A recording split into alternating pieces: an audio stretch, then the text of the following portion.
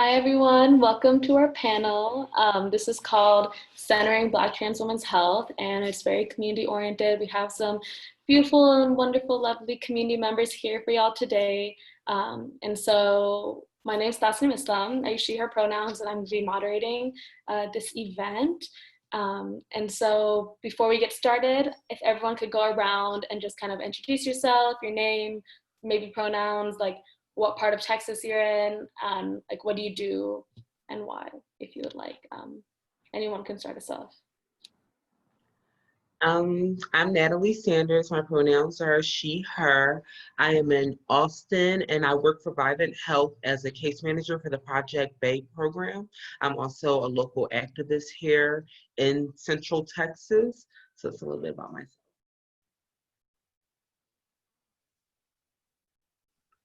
I am Vernice McFarland. My pronoun is Vernice. I am the founder and executive director of the Mahogany Project. I am in Houston, Texas.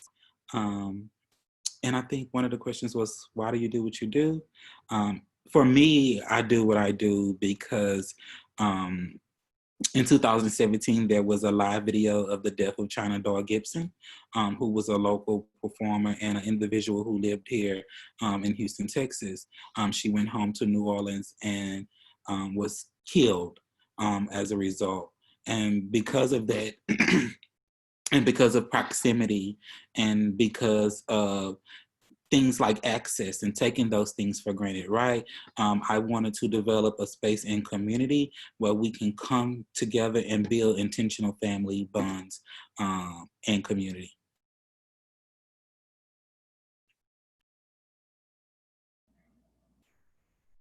Hey everyone, my name is Jayla Sylvester. My pronouns are she, her, and hers. And today I'm here representing Save Our Sisters United.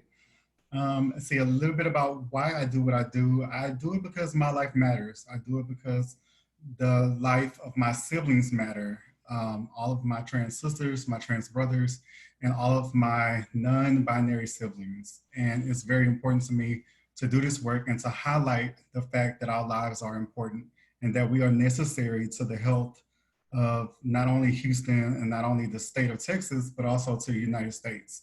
And I would dare even say the world.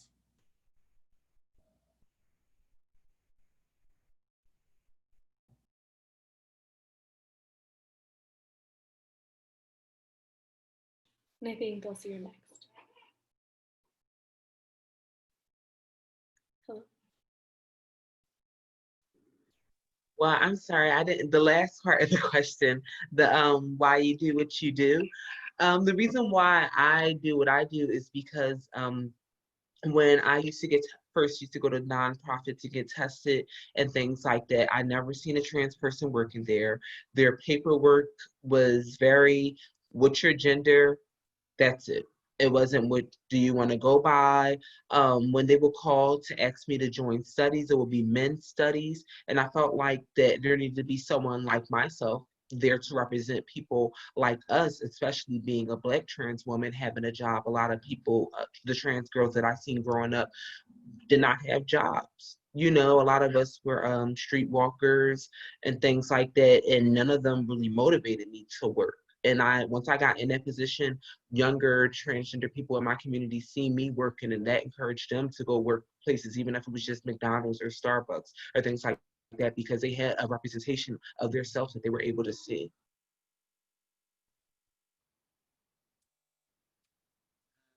Hello, I'm Dulce. You can't hear? Yeah, it's just a little quiet. Oh, can you hear me? Oh my gosh. Is there any way to? Hold on. We can't hear you. Okay. If you like speak louder, it might be able to be better. Or in the settings.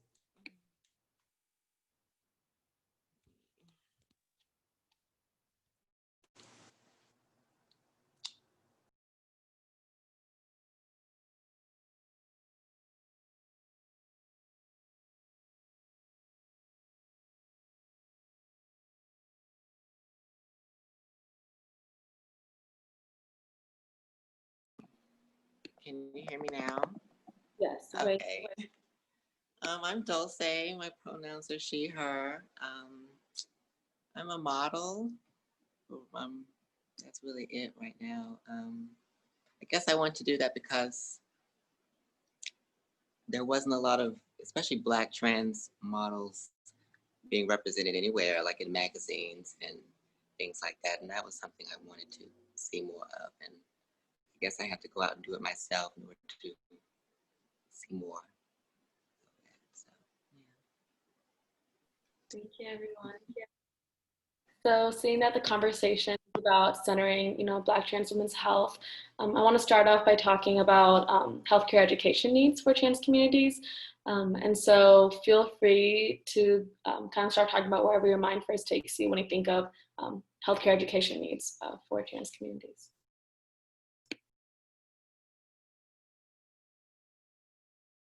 I think when you talk about like safe education plans as it relates to trans folks, you also have to include housing into that, right?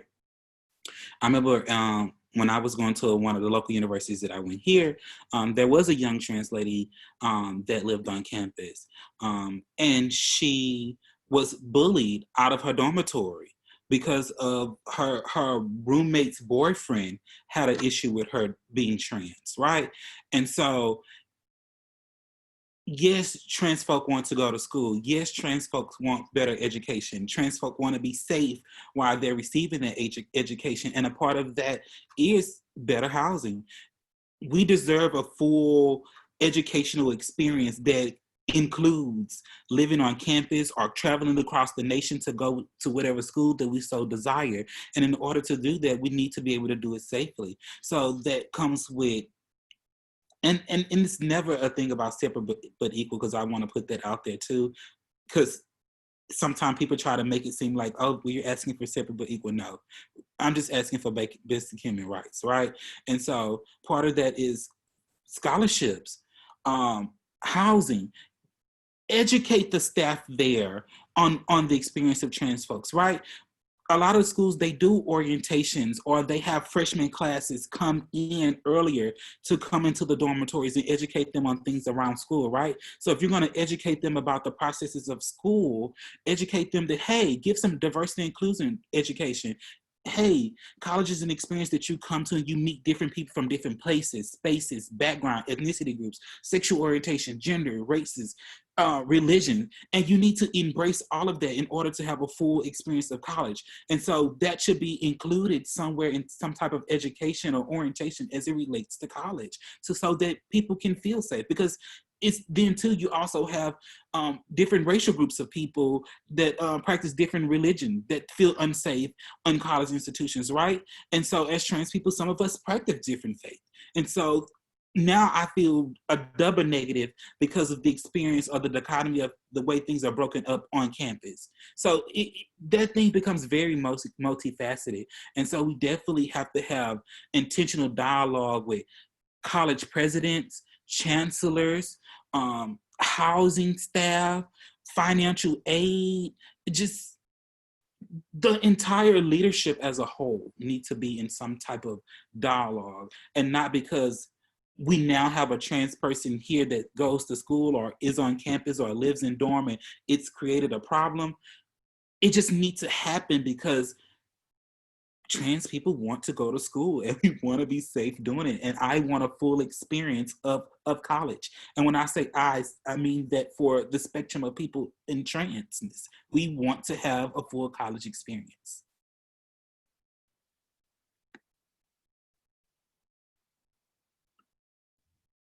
For me, when I think about what are those things that we need for as healthcare, speaking from a trans perspective, so for me, my background started when I worked in HIV prevention. And so I noticed for people who became HIV positive, that when they began care, there were people known as either patient navigators or something to that effect, where their job was to basically point you in the direction and to guide you along your journey in health. So they would set up your doctor's appointments. They would remind you of your doctor's appointments. They would point you towards resources that would need it if you needed help paying for medications or you needed help paying for housing or the whole gambit. And so in relation to transness, there's not a lot of education out there about not only transitioning, that's a part of it, but there's so many more things that affect our lives beyond just transitioning. And so for Save Our Sisters United, it actually got started because Atlantis Narcisse is a person in the community. And at the time, people were constantly reaching out to her about things that they needed for the community. Either it was gender marker and name changes, or it was like, where do I go for medical transitioning? Where do I go if I need housing? Things like that. Where do I go for testing? And in a moment, she thought about, what would happen if I wasn't here to exist as a resource for the community? And so from that question became Save Our Sisters United. We exist as a place in order to point people in the right direction and also to provide a safe space. And so, in my opinion, we need trans navigators in the community. We need those people that are educated and can point people in the right direction according to not only transitioning, but whatever resources are out there. And for a lot of times, sadly, those resources are lacking.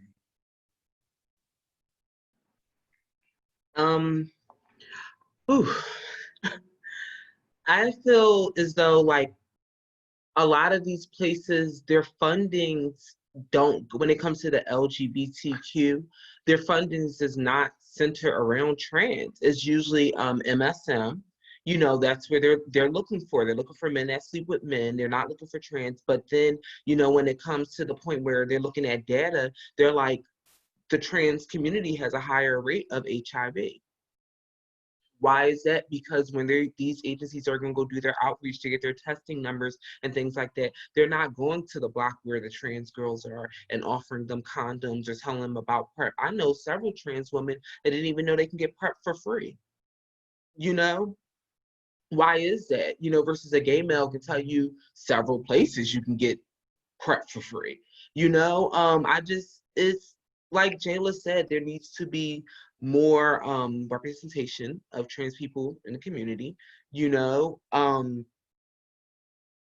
Just being trans myself, not having to pay for surgeries out of pocket and my insurance not covering it because I didn't meet a quota, or I'm sorry guys, my dog wants to play. But yeah, like me, my credit had got screwed because I'm paying for surgeries that I had got that was going to help me mentally, that I really needed, versus if I would live back at home in Philadelphia, I could have got it done for free. So just the lack of the resources, like there's no resources period when it comes to the trans community, and when there is, they're very little, and you have to either be positive. A lot of these places won't help you if you're not positive, or you have to be homeless, but you gotta have a cell phone. It's always something, a step. It's just never easy, and that's where I just feel like there needs to be more representation. Maybe some billboards or at the bus stops, pictures of trans people for these organizations to say, hey, come in and get tested, or this is where you can get tested for free, this is where you can get hormones from, and things like that.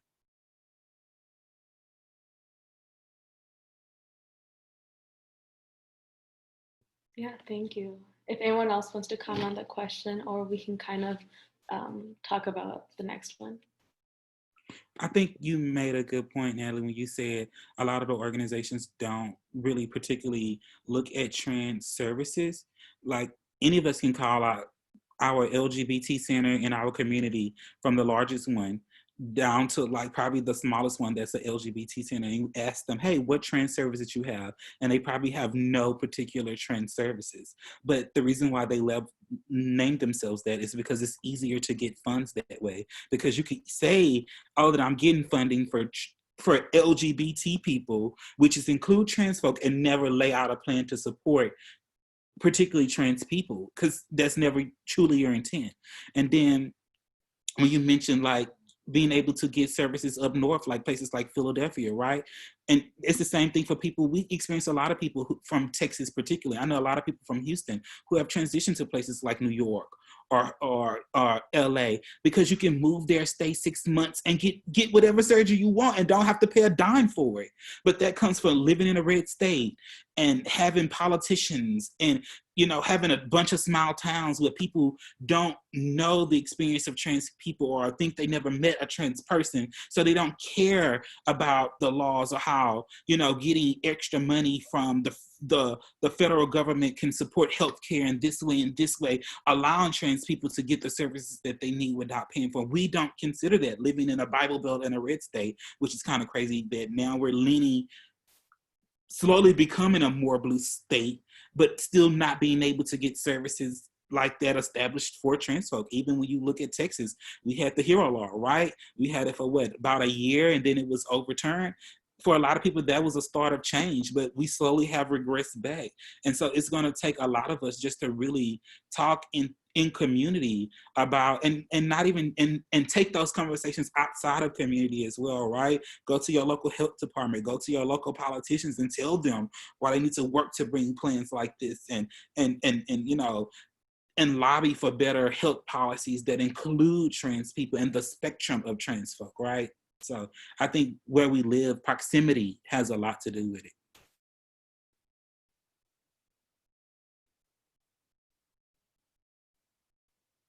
I seen someone say something about this need to be talked in high schools. It does, but some people, it definitely does, because there are trans people coming out younger now. They're definitely coming out younger. It's the schools are afraid that the other kids will be. I mean, but hey, they gotta know we're here. We're here. Like, I think that can happen by talking to the counselors or the principals. I mean, a lot of these high schools now have what are they, gay alliances and things like that. Maybe having them include trans people a part of that, or having a trans alliance or something like that. But it does, counselors can make that happen. It's definitely easy. And if a parent sign a letter, you know, it's just all about the schools being down with it. Because some parents might want to take it to the school district.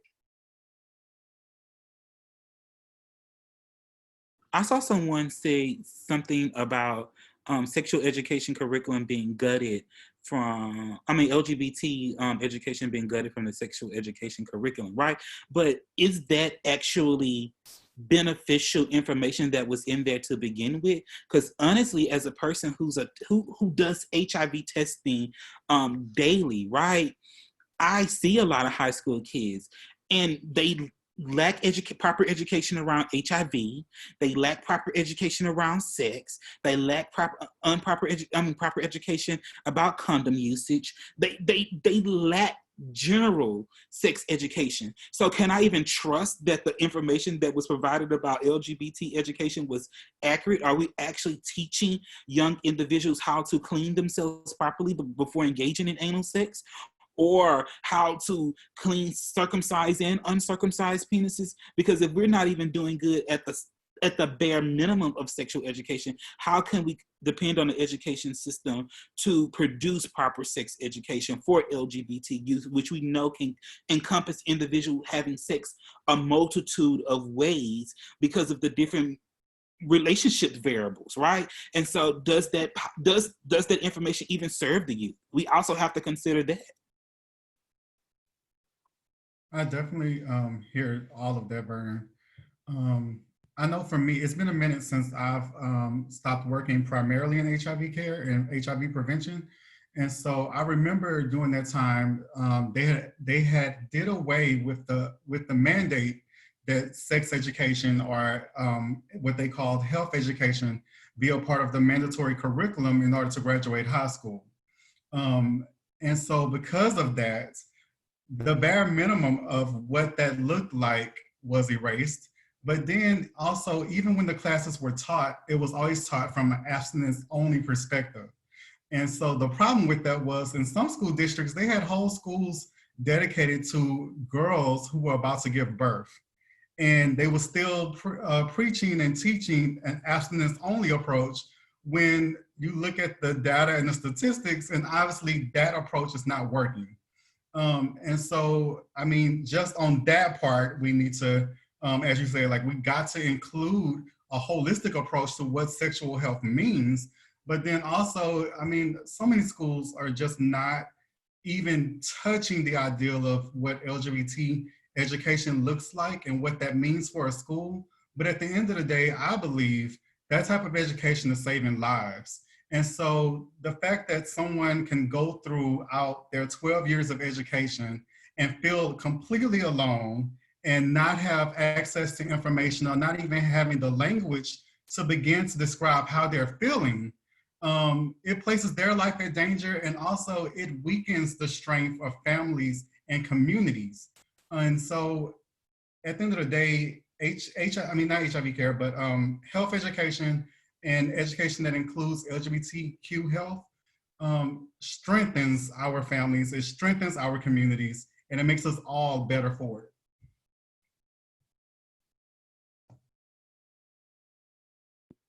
Thank you.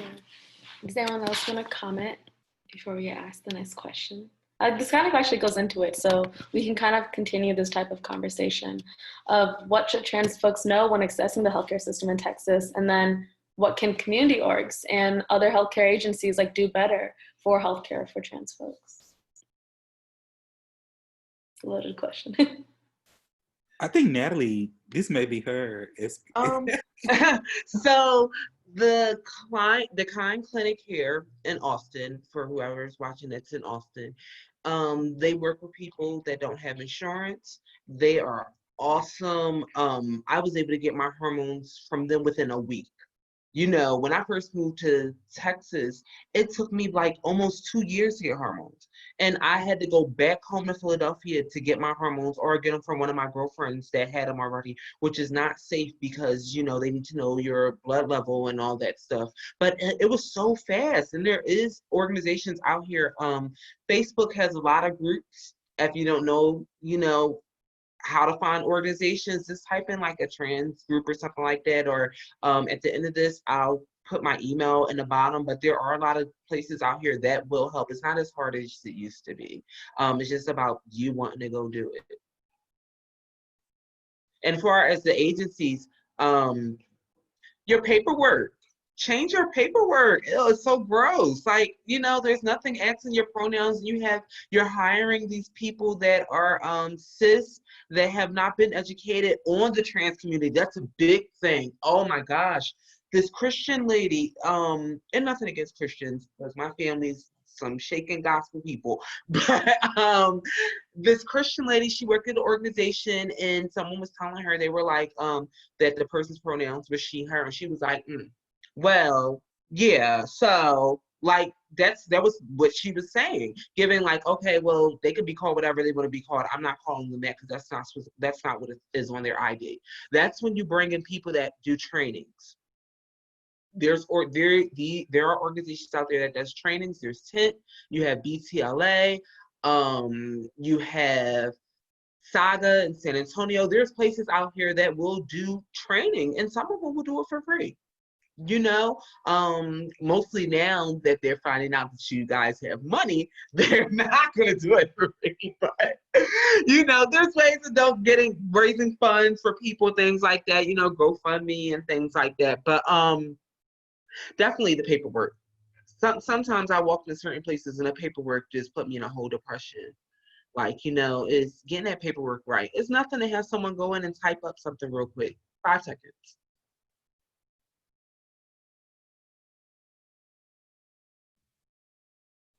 I know for me, when I talk about healthcare, I think about what happens after people reach, after they obtain access to healthcare.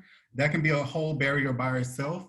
But once you get the access, we oftentimes think that it is as easy as just going to our primary doctor and telling them what the issue is and what we need, and then they're providing it, and they are the expert. And what happens when we walk into any perspective where we think the other person is the expert and they know it all, we place all power in their hands.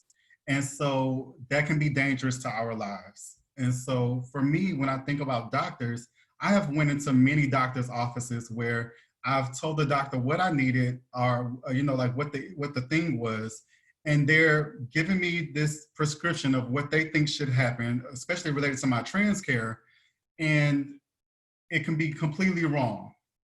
And I have to challenge them and say, oh, well, last time my levels was this, and now this time my levels are this, and you're ignoring that.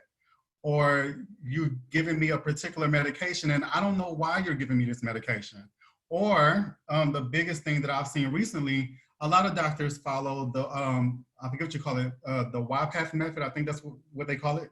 And it's a set script of how you take care of a trans client. How do you transition a trans person? And there have been a ton of new things that have come out since then, since that was created, that especially around sexual health and what we do and what we don't do and things like that, and what transitioning looks like, and other levels we need to look at for hormones. And a lot of doctors don't know to do it, or they don't do it. And when you ask them to, they're hesitant because they feel like they're going off script, or they're not doing whatever. And so it's always like I'm pushing my doctors to research and do things, you know, to give me better healthcare. Even from the standpoint of one time I went into the doctor and I got a prescription, I got 2 prescriptions for the same issue. And I questioned it. I was like, why am I getting both of these? And they was like, oh, it was a mistake. Your doctor actually wrote a prescription for both, but you can't take both. It would be deadly. And so which one is the new medication that your doctor was prescribing, and what is the old one, so we cannot give you that? And so it's because I knew to ask the questions that they even caught the issue. They would not have caught it. And if I did not know, if I wasn't the expert in the situation about my own health, I could have been in trouble. And I think you were also the advocate. But right before you started talking, I literally texted in my phone, expert and advocate, because that's the 2 things that I wanted people to know, that you're going to have to be both the expert on your own health and the advocate. And it's sad because you shouldn't have to do that, because no one should have to be the expert on their own health, right? Like, cis people don't go into the doctor and be like, oh, I'm the expert on my own health, which they can be too, right? But that's a privilege that they don't have to navigate, right? And so I think it's interesting, and you need to know this, that you, as Jayla just displayed, that you're going to have to be both the expert and the advocate on your own health. So when you go to the doctor, pay attention, learn about your meds, ask questions, then ask more questions. And then if you still don't understand, ask some more questions to what you just asked, because the reality is this is your life. And if Jayla didn't ask the questions that she needed to ask, she could have been taking medication and couldn't be sitting on a panel right now with us, right? And so it's essential that you have, and it's unfortunate, but you're going to have to be both the expert and the advocate on your own health. I see a question. Yeah.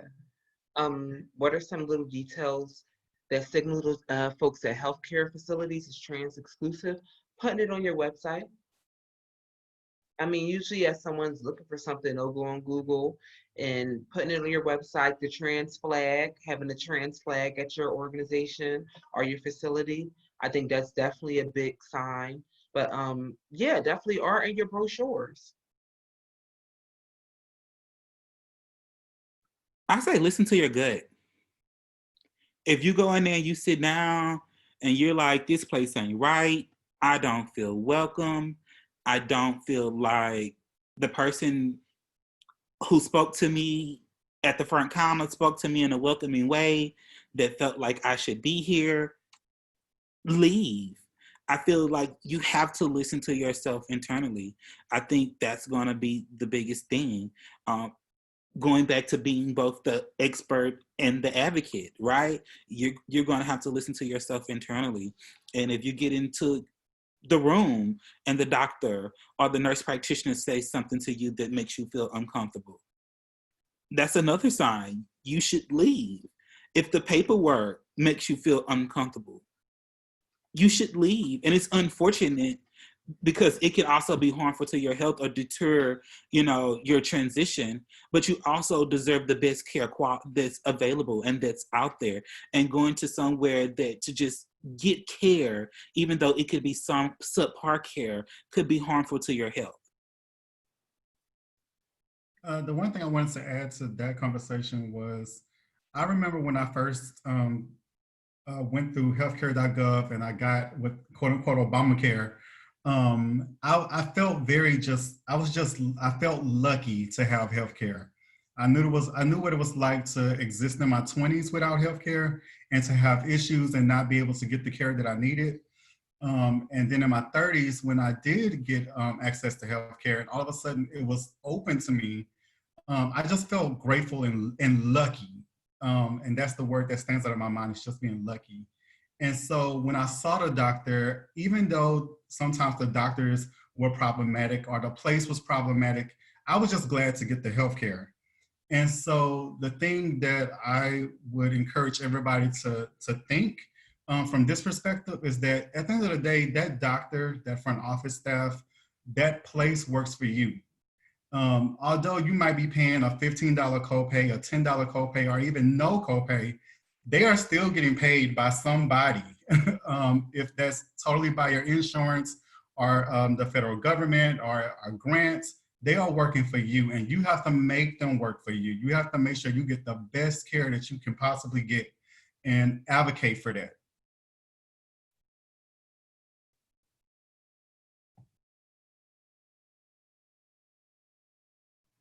Thank you so much.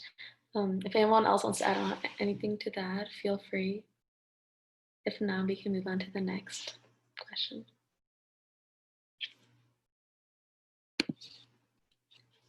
So I sent it in the chat. And so seeing that many of you have worked with HIV prevention and testing, can you talk a little bit about how HIV impacts, being trans and having many intersecting marginalized identities?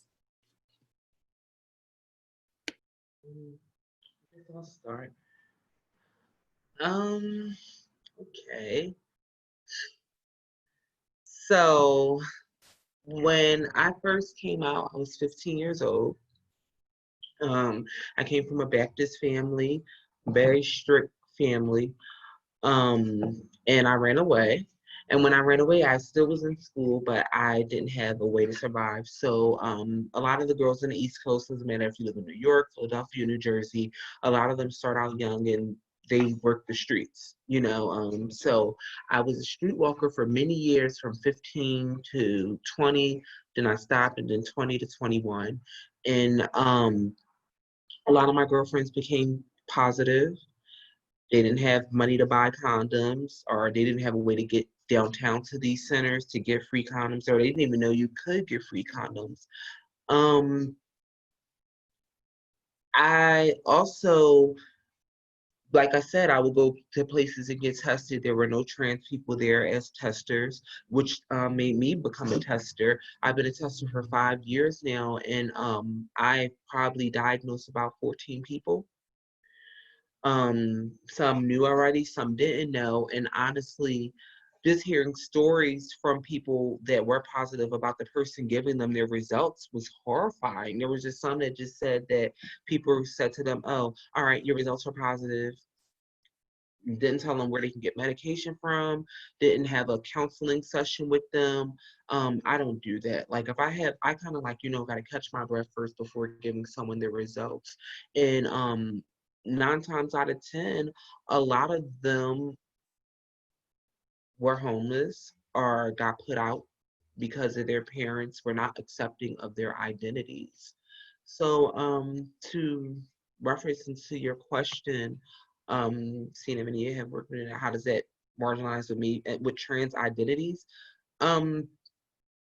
These organizations have to get more funding they do get funding for the trans. Like Barney said, that's just the whole thing. They do get funding for the trans. Help us.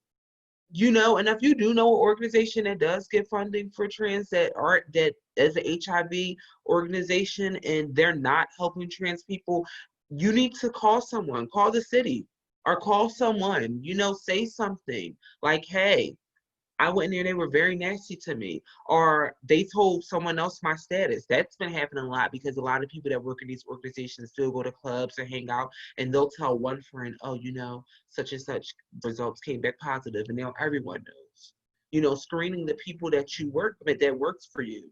And a lot has to do with trainings as well. There's a place called Cardia that does trainings. So have trainings for your organizations.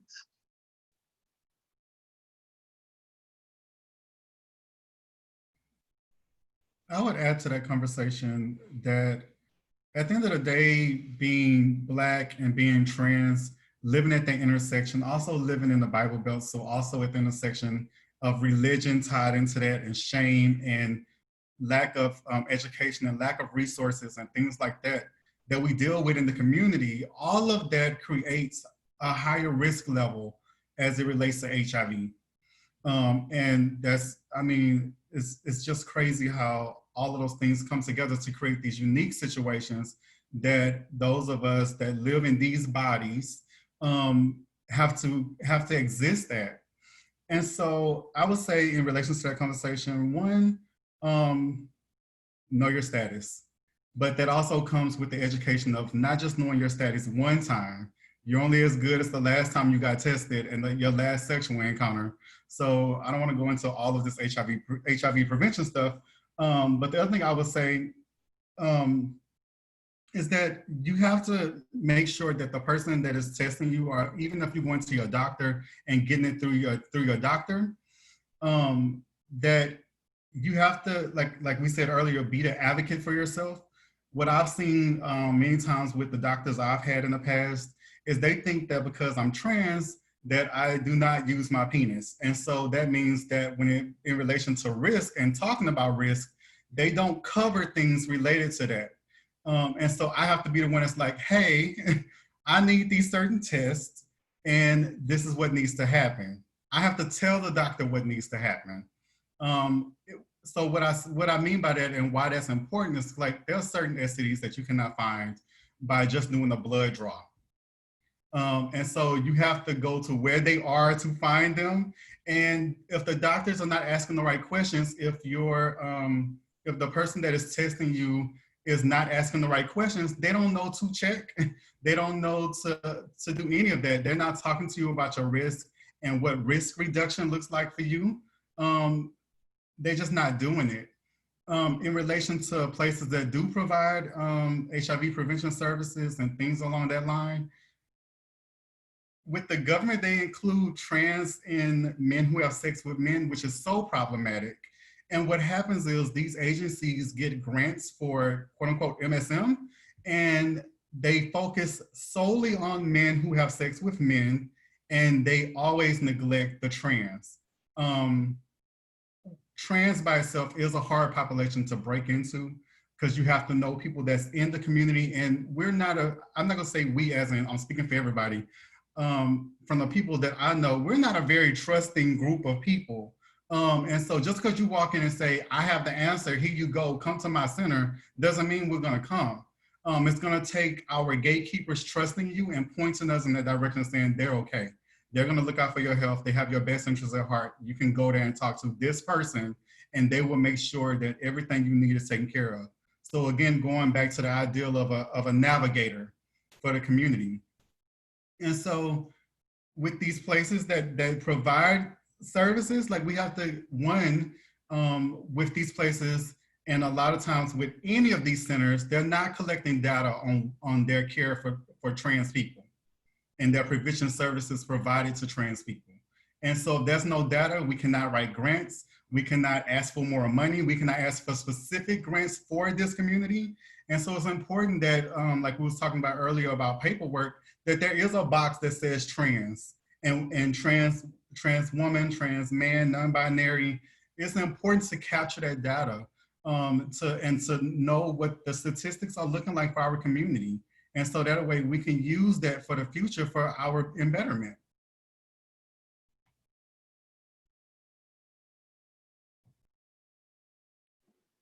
I think they still use the men having sex with men because I think they still consider us, since we were biologically male, I think they kind of still treat us still as male.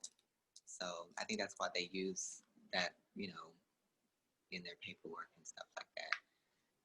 You know, because when I go to, like, I hate going to the doctors and everything because they still want to address me as male, and using the name and stuff that's on my ID and not what I identify as. And that, like a lot of trans girls, make you not want to go anywhere near the hospitals and stuff like that.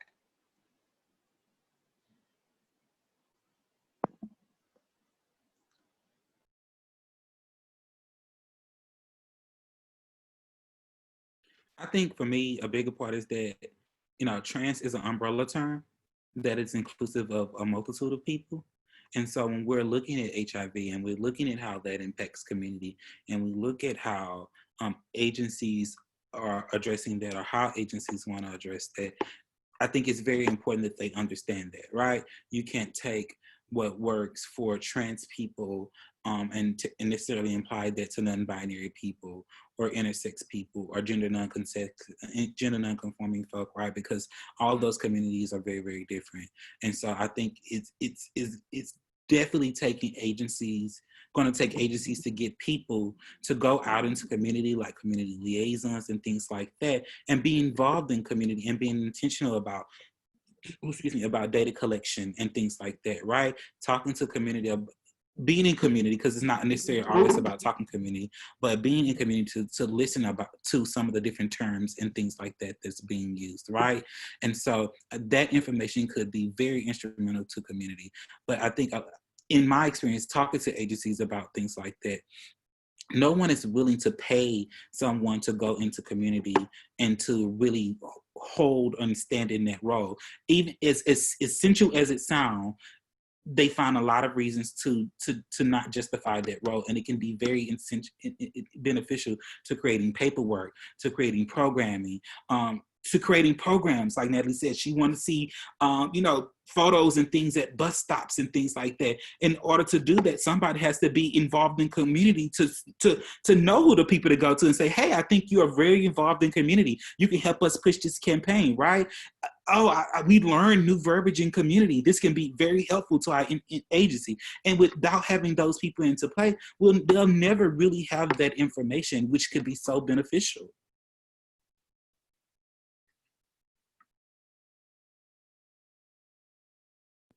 Mm-hmm. Yeah, no, thank you. I hear you. Along with this conversation, I think it's also really important to address like mental health needs. And so I'd like to ask Gil, what does it look like for trans communities accessing mental health services and like what needs should be addressed?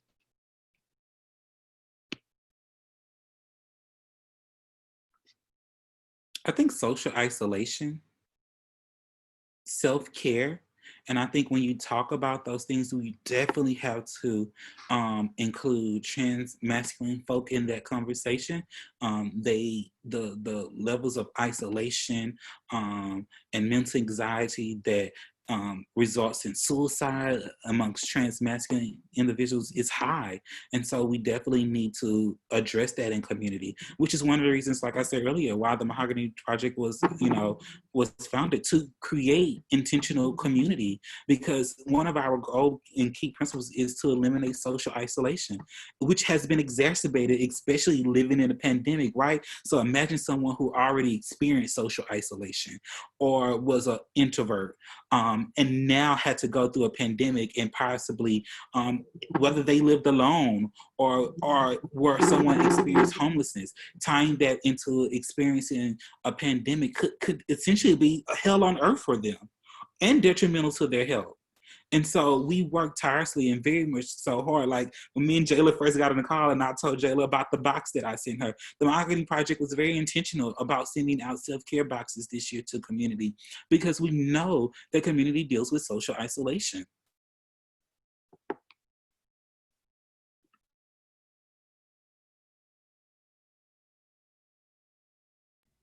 I definitely think that anytime we're talking about mental health, a lot of times places will talk about it, but it's always from the perspective of either seeing a psychiatrist, and so that's around medications and things like that, or seeing a therapist or counselor and having talk therapy. And that's the extent of what mental health means for that place. But there are so many things that affect mental health, especially issues around housing, around access to employment, access to education, self-image, self-esteem. There's so many aspects of it. And a lot of places are not addressing those things. And so what happens is we go into these sessions and we bring up all this trauma and we talk about it. But then when we walk out of that session, nothing's being done to address those root issues of what's causing us anxiety and issues, especially around trans violence. Just for me personally, I can speak from the perspective of being a Black trans woman living in America and having reached my life expectancy this year. The life expectancy of a trans person of color is between the ages of 30 and 35. I am 35 this year, looking at 36, and I've already reached that point. And that stands out to me, and it's stressful thinking about it, because I have conversations with my grandfather who has outlived his life expectancy as a Black man. The life expectancy of a Black man is 78. Of a Black person, period, is 78, the average life expectancy. And of a white person is 79. My grandfather now is 83. And so I tell him, I'm like, Papa, every year that you're living, every day is a blessing. You should celebrate that time and that moment and be grateful and thankful. Me having reached that point already at 35, where I'm looking at every year after this, I'm just grateful for and thankful that I'm still here. That's on one end, it sounds like, oh, that's wonderful, but knowing that when you reach past that point, that you're already at an increased level of danger. And it's just traumatic thinking about all of that. But beyond just thinking about the trauma, also think about the positives of accessing mental health and things like that. There is some very powerful and wonderful things about being trans, don't get me wrong. One of the things I think that is beautiful for us as a community is that we exist at a time where we have the ability to describe ourselves and label ourselves and create community and what that looks like for us. Because for a lot of us, that did not exist when we were coming up. There was not a label for what we were feeling. And now we get a chance to come up with new pronouns and what that looks like beyond just she, her, and him, and they. What about Z, Zir, and all of these other pronouns? We get a chance to label ourselves. And that's powerful to me, the ability that we have that ability for ourselves. Beyond that issue of relating to mental health, there has to be, like a lot of times with mental health issues, like thinking on a personal level, sometimes when people have mental health issues, they don't know. It's not something that is talked about in our families, not something that's talked about in our communities, let alone what access to mental health services looks like. And so I would encourage anybody, if you think you're having issues or something just doesn't seem right, a lot of times that's where it starts, just feeling like something's out of sync. Have a conversation with somebody that's trusted and close to you. Hey, is something abnormal about me? Is this normal what I'm feeling? And I know from me and my experience, just having that moment with people I care about and trusted was like, well, actually, that's not normal. You should probably talk to somebody about that. And believing them when they told me that and seeking help and getting getting what I needed in order to make me a better person. So yeah. A lot of what I look on Facebook and I see people in these groups, the trans groups and things, the ones that are looking for therapy, they'll have someone recommend and then they're like, they call that person and they say they don't accept their insurance. A lot of places are like that here in Texas where they won't accept the person insurance or they just don't offer trans services. So I feel as though if like UC or anyone in this group or things like that, if you guys do know people that offer if you do know psychiatrists or therapists that offer services to the trans community, let's have them join in on conversations or invite them to join into conversations and things like that. Because, you know, with social distancing, everything, people are doing Zoom counseling sessions. And a lot of people don't know that. They don't even know that they have access to that. You can get on Zoom from your phone. or go to, I don't know if the libraries are open, but I know you can go to a fast food place and access Wi-Fi, but if you do have a therapist friend or things like that, then we can get some grants.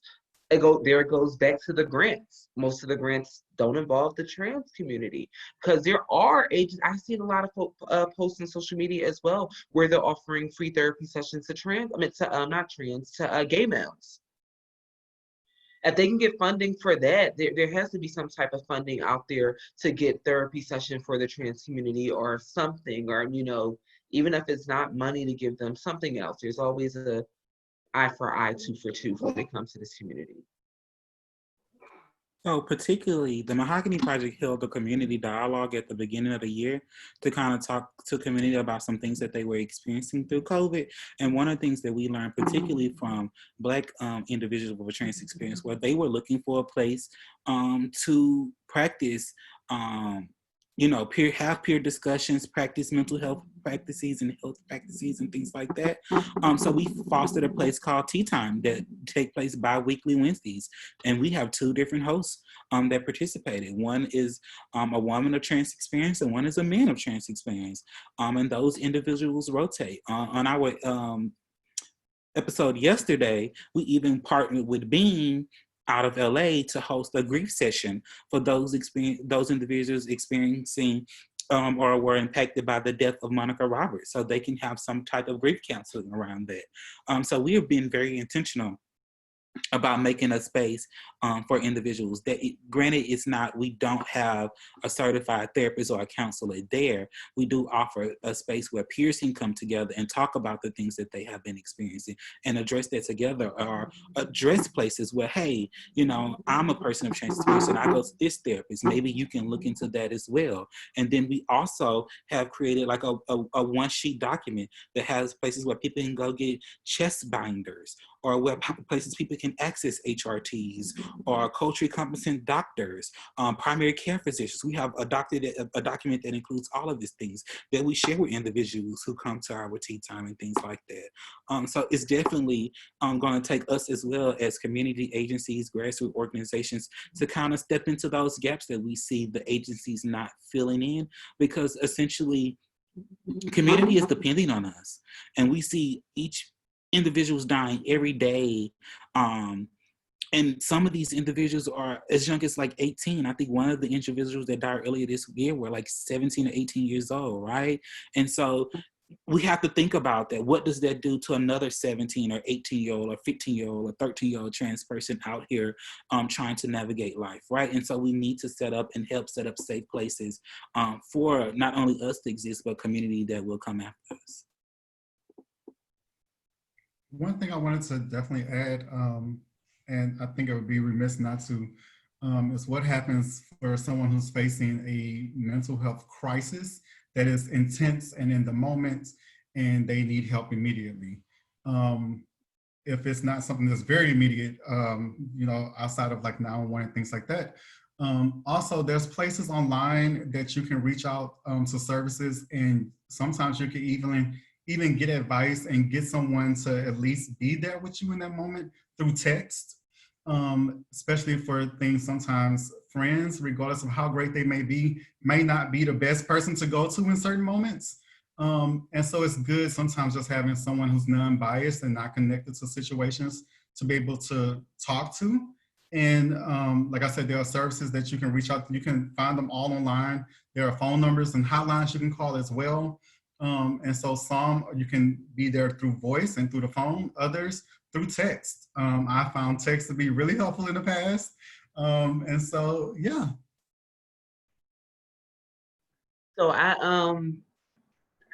to piggyback off what Jayla said, yesterday I was in a meeting and we were talking about having the 911 operators being having because they have different buttons to direct people for different things, knowing about trans people, having them to be able to calm them down, because some people might call 911 when which here's a scenario, a trans woman fighting her lover, which is what may be a male, and they'll call 911 and the cops will come and might identify them both as males or things like that, this 911 period. I think that's a big thing. Or 411, having some 411 being able to direct people to local trans organizations or a trans therapist or a counselor. If people still use 411, I don't know. But, you know, or 211 in your city and things like that.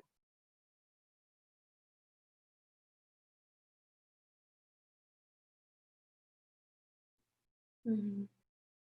And so thinking about all, like, you know, mental and physical health services, I want to kind of bring the conversation to how can we create safe spaces for trans communities, especially Black trans folks? And like, do you think there are any safe areas or spaces wherever you live?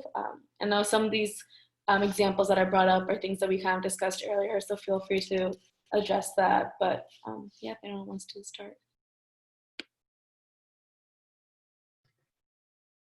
I don't know if you guys watch Pose, or some of you know what Pose is, or things like that.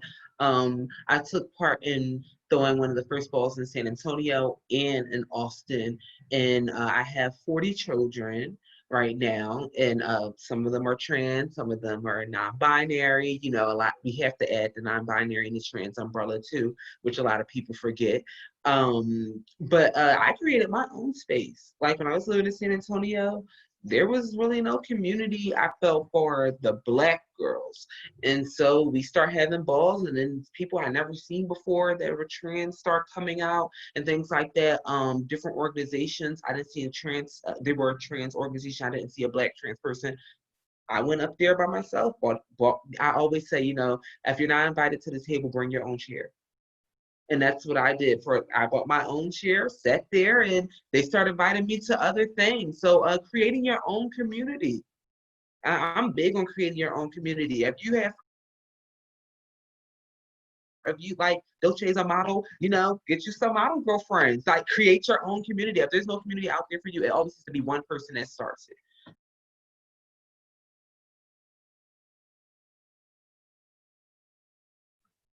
I think for me, how I built community and how it was through the Mahogany Project was very interesting. Though my organization was founded through the death of a Black woman with trans experience, we didn't solely set out to just, oh, we're going to go meet trans people. It was, no, we're going to go meet community. And whatever community looks like, right, that's who we're going to go out and be with and support with and commune with and build with. And I think that's the part that we have to remember. It's nothing wrong with wanting to be an ally to trans people or to support trans folk, but we have to be cautious of that seeking out of any individual, right? It's not just about seeking out trans people, it's about seeking out any individual. Because with that comes tokenization, right? And are you doing it for the right people? I mean, for the right reason? So for me, it was a big part of that was seeking community and seeking to be a support to community while building relationships, intentional bond, establishing a place for individuals to seek safety, whether it was an individuals, an event, you know, those type of things.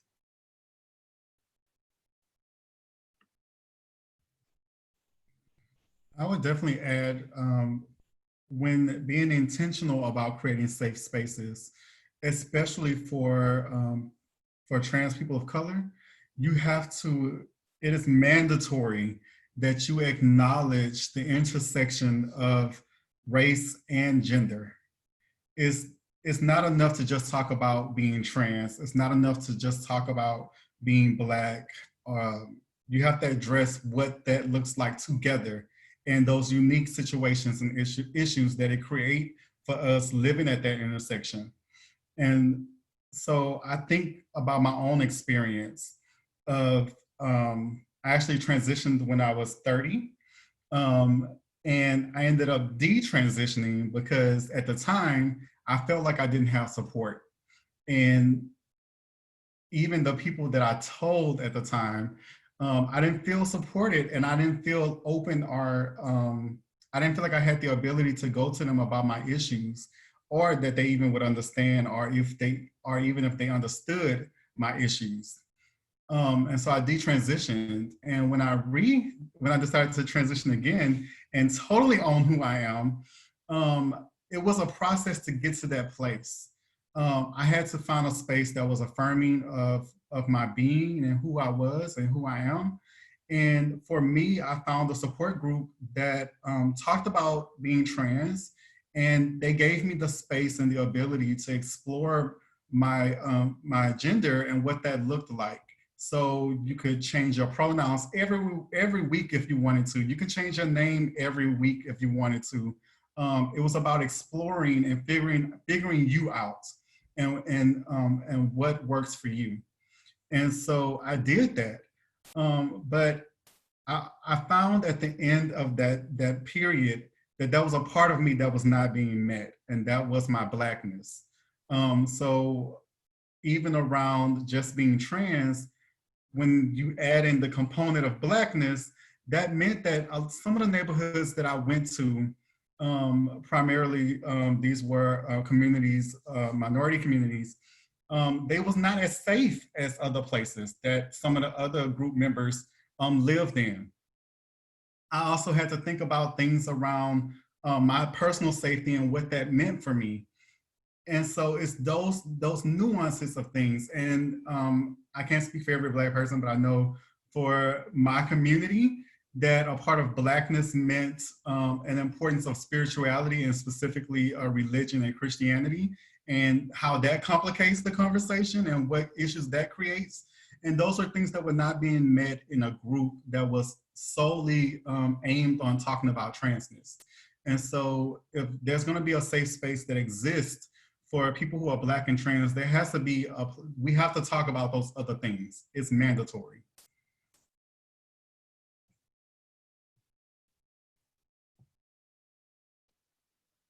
Yeah, I think like when Natalie said, I kind of had to create my own space, because if I didn't, there wouldn't be no place to go as a Black trans woman, especially in Austin. It's very, they say it's very diverse, but it's really not.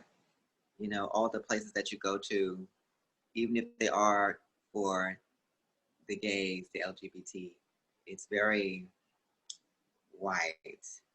And it's, you have to kind of just create your own space, I guess, which is not easy for a lot of people to do. And I have to kind of force myself to do that, because I didn't know any other trans women until I started modeling and I met other Black trans models, because I kind of felt like I was the only Black trans person in the entire city. I didn't know any others. So it was really good meeting others, because you really feel alone when you don't know. You feel like you're the only person, like very different like yourself. So.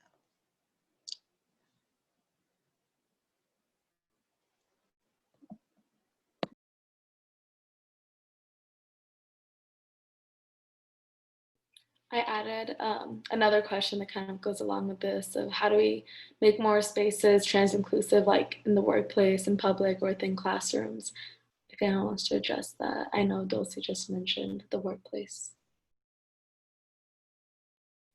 Far as in the classrooms, like I didn't know about Marsha P and Sylvia until after school.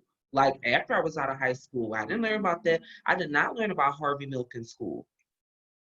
You know, it's still people now that are part of the LGBT community. They don't even know who Harvey Milk is or who Marsha P is. There was a hold on, I don't want to rewrite history, but there are just part of the LGBT community, period. They don't even teach you that Langston Hughes was gay or things like that. I just think that the schools are so afraid of the gay agenda and parents trying to say that they're pushing that onto the kids, but we're here, you know. That takes a lot with going to the parent teacher conferences or going to these town halls and things like that. These can be talked about in school, but people aren't showing up. There's been plenty of times where the trans community was invited and no one showed up. You know, it's all about showing up. I think it can happen. Moving into 2021, times are changing drastically. We're being seen on TV. 33 trans people were murdered this year, and the president didn't say anything about not one. 33. You come on, he didn't say anything about one, and it comes in ties with religion. America was built on religion, united in God we trust and all those things. But we gotta break those barriers. And that's why a lot of people have to vote. We have to vote. They just tried to make it to where social workers can deny someone that's LGBTQ or disabled. That's disgusting. And I'm happy that that law did not go through. But just the fact that they even was trying to make that happen. I had a social worker and she didn't care about me at all. All she cared was that I lived in a nice house. She didn't know I was being abused or that I was trans. When I did go to therapy, the therapist told my mom that I was trans, and she laughed and she asked me and I said no because I was afraid that I was going to get in trouble. And that has a lot to do with the upbringings of people's families, especially me being from a Black family, not just me being Black, but the Black family where the man is supposed to be the provider. It's just absurd. It's a lot. It's just people are afraid to speak up. But like Monica, God rest her soul, she was that person that was going to these meetings and being there. She didn't care. She went to all of them, to try to fight for these rights, for us to have equal rights and for us to be talked about in these history books and things like that.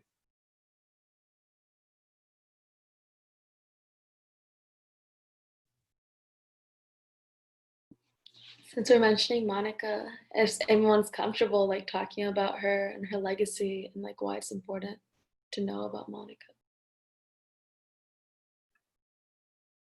I think it's important to know Monica solely.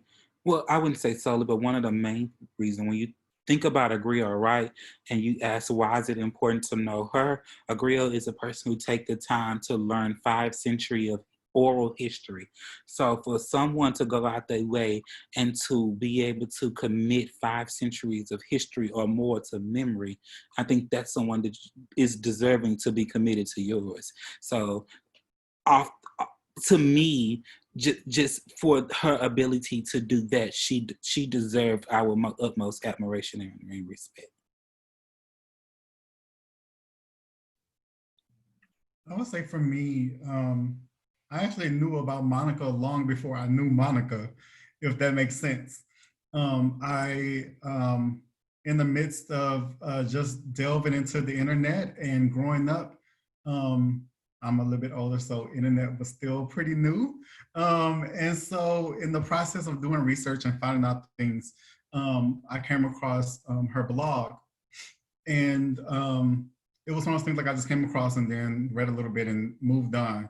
I was not yet at a place that I had the wherewithal to describe my feelings of being trans and what that meant for me fully. And so once we met and I got a chance to know her and put a face with the blog, if you know Monica, Monica was not afraid to speak her mind at all, at all. If it was, and especially in relation to the community, if she felt like there was an injustice happening, she was going to be the one to speak up and make sure that she was an advocate for everybody around her and everybody that she cared about, whether that was involved in politics or just the importance of documenting our history as a people. I feel like as a people, when you don't have history, the larger community thinks that you don't exist. And so Monica made it where we existed. She created a space where our deaths meant something and wrote about them in a way where it taught other major news organizations how to report about us, about not misgendering us, about telling our full life story and not just talking about some of the more salacious parts of our lives. It was the importance of painting the picture that we are whole people and that we are definitely a part of the community. And that was her commitment to history. just her being that historian and having that love and passion for that, she has more than earned her place in history as one of our, in my own spirituality, one of our ancestors as a community. And she's definitely deserving of that respect and that honor.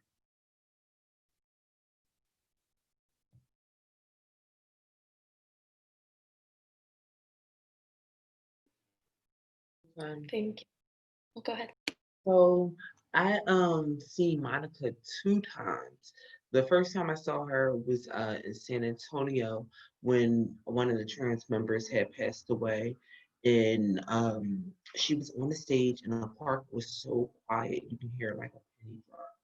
And it was because everyone was focused on her. Like the way she spoke was so powerful. I just spoke at one of her visuals about 2 weeks ago, and I told the community like she was a trans Martin Luther King, if you can describe her in any way. Monica was the trans Martin Luther King. She walked up to that courthouse and stormed in there and demanded things. When a trans person was murdered and they were misgendered, she was the one calling the news and making sure that they were notified. Or sometimes when a trans person was murdered, they'll notify her first so she can talk to the family and tell the family. They say that with the grid that a library burns down when they die. This lady came out in 1993. She transitioned in 1993. You know how many people she met during that time that probably is not here anymore, that shared their stories with her? And, she's a part of our history. She definitely is, along with the Harvey Milks, like I said, and the Sylvia and the Marsha Pease. Is very important to educate the younger generation on Monica because she's not here anymore, so they're not going to know about her. But she took a big part in not just Texas, but the United States, documenting things that were happening to the trans community. There's no one else doing that right now, and if they are doing it, they're not telling the whole story. She was blunt. And the thing I liked about Monica too is it wasn't with her blog that she only talked about the trans community. She was into sports. And a lot of trans girls, they're not really into sports and things like that. And I thought it was cool, like football games and stuff like that. She was on there and she was talking her shit. Like she was into sports. Like I thought that was so decent, just that she was able to have multiple platforms and be a Black trans woman and have respect, because it's sad, but a lot of people think that Black trans people are problematic or that we're loud and things like that. And this lady, I believe she went to college, very smart, very professional, and the way she spoke just gave you chills. Even if you watch a video, you didn't have to meet her in person. You could watch videos of her speaking. She was on one of the last things she did, she was on a panel with an organization that I'm a part of. It's called Transpot SA. And we did a panel this past summer, and she was on it. She was the last person that closed it out. And I think it's still up. Just listening to Monica was just she didn't take no shit, so it is important to educate people about her so her legacy can live on.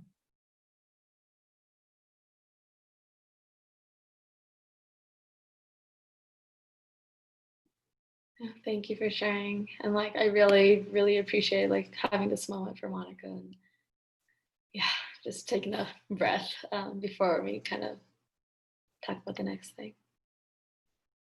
So kind of talking about mental health and relationships and things like that, I want to address if anyone wants to talk about how to build or what it is like building familial bonds for Black trans communities, whether it's within houses and bulk culture or without it. And so if anyone wants to start,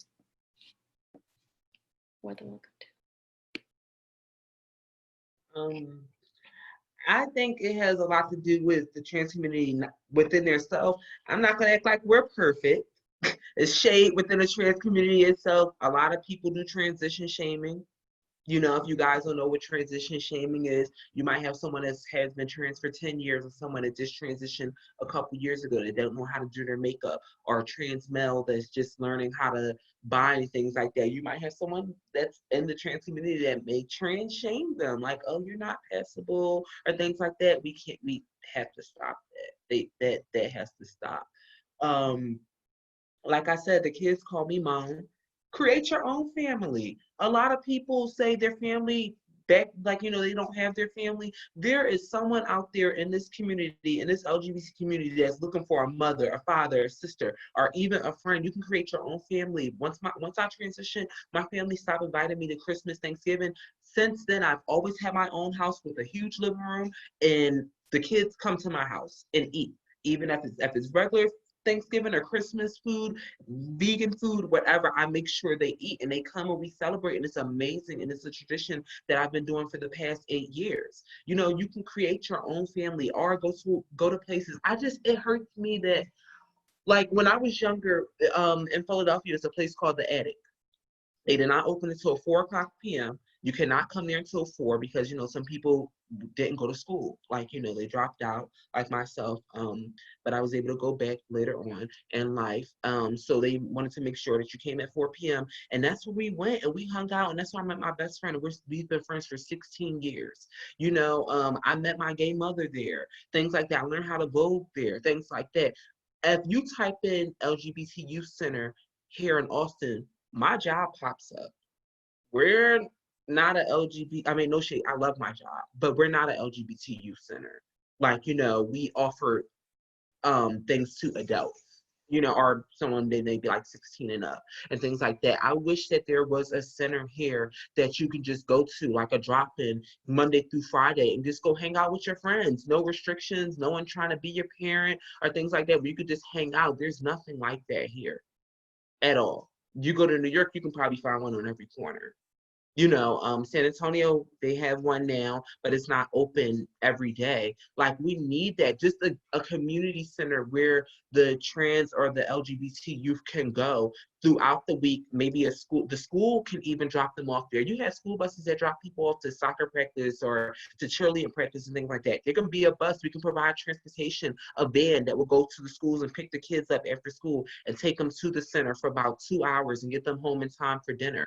I was doing that with my first nonprofit job. I won't say the name. And they were making me pick up the kids from the shelter.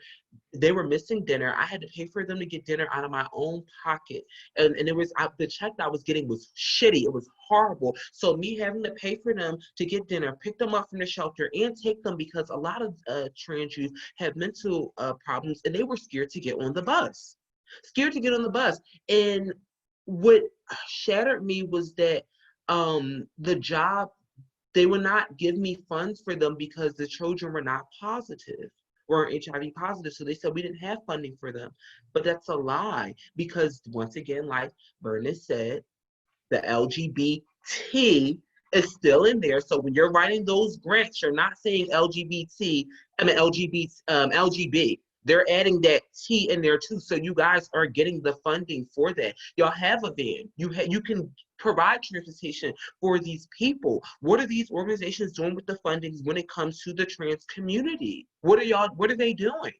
What are they doing? Why isn't there a center? Or, you know, even in San Antonio, they didn't really have a center, but there was a church that let them come in the basement. Places like that, maybe a dance studio, if they let us have a meeting there. So there needs to be a safe space, and not at someone's home, because everyone doesn't need to know where you live. You know, just being honest. But there needs to be a safe space at these organizations. They need to have a drop-in. It needs to be at least 3 days out the week, 2 days out the week, where the youth knows. Even homeless, you know what that can do for the homeless youth? Being able to have somewhere to hang out for a couple hours until they know they got to go back to sleep, and you know, they can get a meal there. There definitely just needs to be community centers, a community center that's solely dedicated to the LGBT youth, even if it's at a YMCA, and they give us like a day or 2 days out the week. It's in an empty room there or something like that. I just wanted to add to that. Like, I'm obviously living for everything you just said. So I wanted to add to that was a lot of community centers think that just because we have a community center and it exists for the places that do have one, sometimes it means, okay, well, we're going to put these programs together and we're going to get these group of people that's going to come in and that's all we do. And we also provide testing and other things like that. But there has to be the mindset of examining, all right, so this is the group of people that is coming in steadily and repeatedly. So how do we take that group and how do we expand and build community? So if we're a community center, I think a part of the focus has to be on building community within the community. What I've seen in my transition process, there has been problems between the trans girls that has been created by gay men. And so what has happened is that gay men go up for certain girls and they pit the girl against the other girl over your body is right, your face is right, your hair is right, you look a certain type of way. Or another girl, they might get in her head and say things like, oh, you would look better if you did this, or you would look better if you got your face done, or you would look better of this. And they create this weird dichotomy that exists between girls, and it breaks up our community. So if there's gonna be a community center, there has to be the place to build that community of what that looks like outside of the parameters of what gay men has set for us in the past, and really build up that sisterhood, that brotherhood, that siblinghood, and what that looks like and what it can look like. Beyond just community centers, I know here in Houston, and thinking about family, the families here in Houston exist outside of the ballroom. And so a lot of times when we think about families, we think of ball houses and ball families. Down here in the South, ballroom was not a big thing historically. And so that was something that happened up north. But the ideal of families and existing as a group definitely was something that spread to the South. And so what happened was around at the height of HIV, especially here in Houston, families began to organize and around a lot of times around trans women who were the heads of these houses, that organized everybody and would do shows and things like that in order to raise money to care for the people who had became positive and also to bury those who had passed away. And so that's the history of families here in Houston. And since then, that's been how we've learned to navigate. It's beyond just that. It's being that place when there was not community being there for us. There was people in the community that was there and saw you out in places like the club. And a lot of times some of these clubs were letting people in that were like 15, 14, 16. And there was these people that were concerned and they would see you and they would tap you on your shoulder. Hey, how old are you? And you might lie and say, oh, I'm 18. No, you're not. Listen, you too young. Sit down over here next to me. I'm gonna watch you. No, you can't just run around and do all this. It's too much trouble you can get into. So you go sit right here by me and we go talk and all of that. And then eventually you build up enough of a relationship and you might end up being that person's brother, sister, aunt, uncle, mother, father. And that is the formation of a family. My family, the House of Capri, we are not a gay family.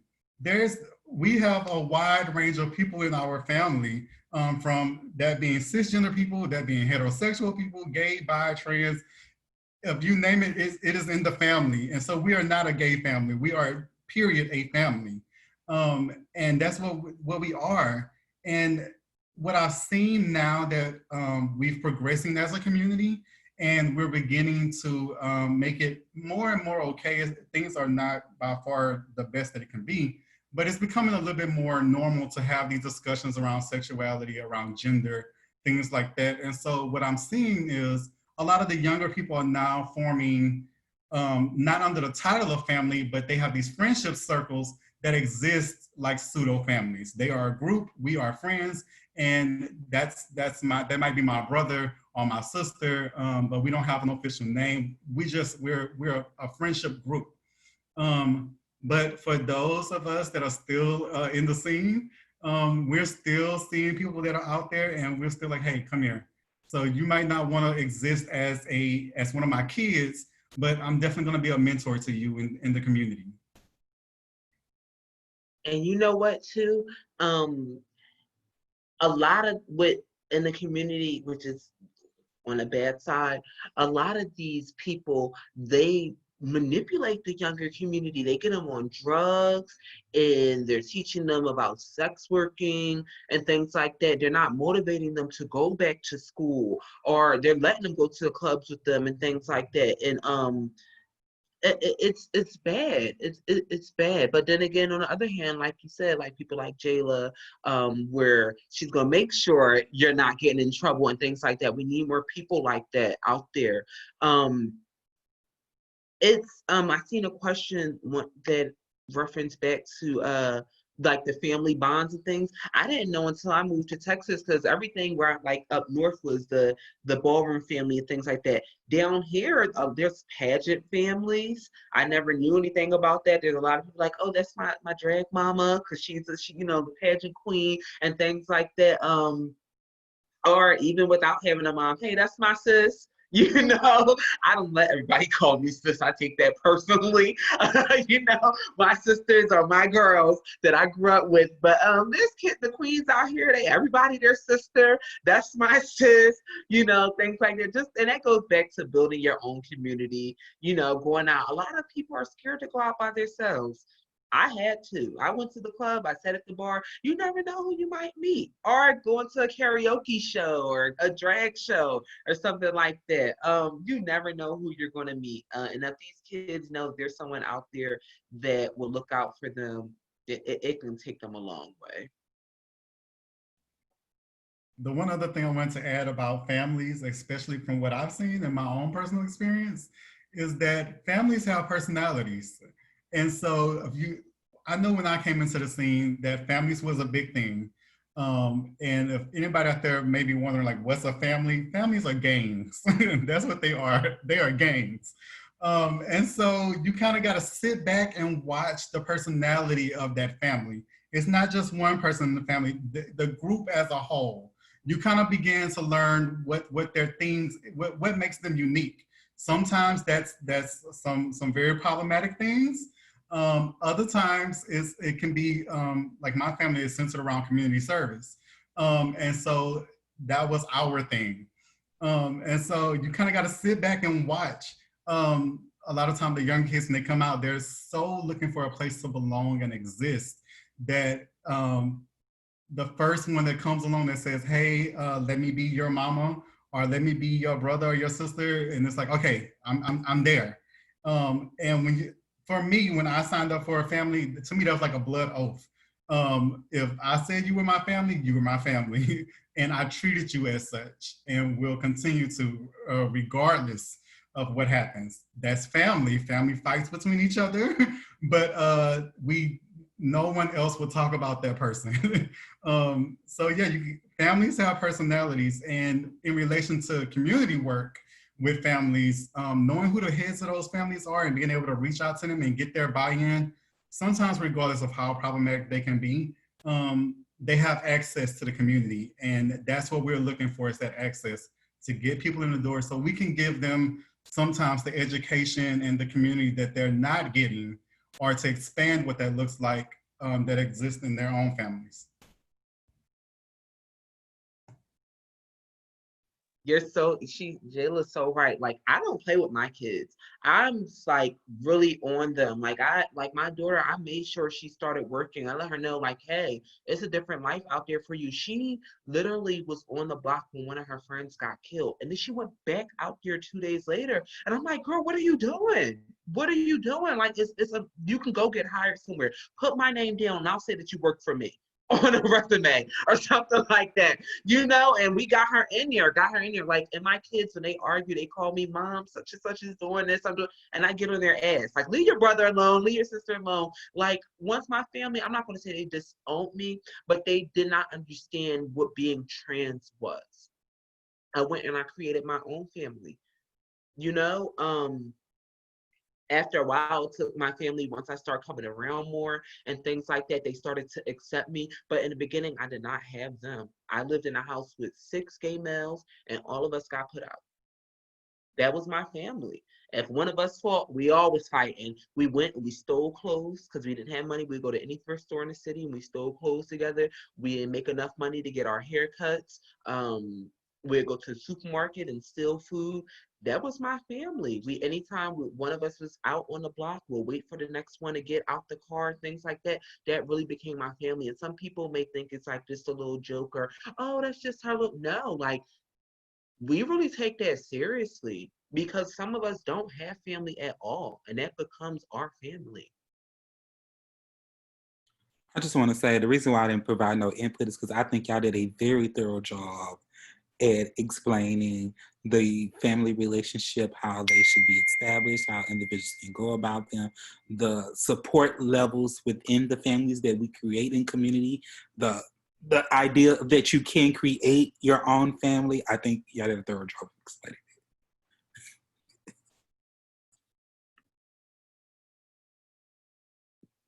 Thank you everyone so much. I want to be respectful of anyone's time, the panelists and the audience members, because we're supposed to end at 8. But if anyone of the panelists want to share some closing comments or a way to say goodbye, you're more than welcome to before we close up. You guys, I work, like I said, I work for at Vivint Health, and I'm a case manager for a program right now that we have. It's called Project Bay, and it's for anyone 18, well, not anyone, it's for 18 to 24 LGBTQ, anyone that identifies in that margin that may be on substances or need counseling. It's a 6 to 8 week program. It is free. At the end of the program, we give out a gift card. We get help with housing, getting a job and extra resources. And we also right now, we're sending out at-home testing kits for free. We're sending out condoms for free. We are doing testing. You got to make an appointment. You can do that online at cdnstore.org. Or like I said, I'll enter my email at the bottom. I'm part of an organization here in Austin as well called BTLA. And we're just forming now. We're going to be releasing our video soon, but we are doing the TDR event here this year. It's a trans organization and we're trying to provide housing for the trans community. So I'll drop my email in the little drop box at the bottom here, but that's how I'm going to end it. And you can catch me on Instagram, Miss_Girl6. I just was in Texas Inc. magazine with my house, The House of the Poor. If you guys are trying to find out when the next bar, next event is and things like that. I would say, like I was saying earlier, the Mahogany Project does a bi-weekly support group every other Wednesday called Tea Time. If you are in need of that, feel free to check it out. We're also going to be doing our Black Trans Empowerment Week, which is inclusive of everyone. Don't let the title of Black Trans feel like you can be excluded, but it is a place where we will go through the experiences of Black people. But that takes place November 13th through the 20th. Like I said, anybody is welcome. All of the events will be virtual. You can follow us at the Mahogany Project on Facebook and Instagram. You'll see a beautiful carnation pop up. That's how you'll know that you're at the right place. And you can check our link tree for all of those beautiful, facts and information. And we're also providing self-defense items for transgender, non-conforming folk, non-binary folk. All you have to do is go to our link tree in our bio, go to Uprising, fill out the form, and we mail out self-defense items for those individuals who need them.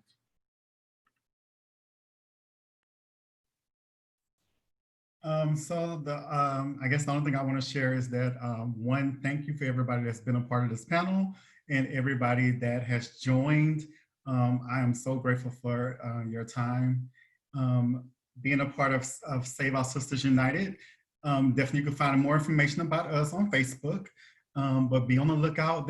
We are constantly growing as a new organization. We are constantly growing and expanding. And so here in Houston, and I would dare say across the state and the country. And so beyond that, if you want to reach out to me personally, you can reach out to me through my email, TheJaylaSylvester, DJaylaSylvester@gmail.com.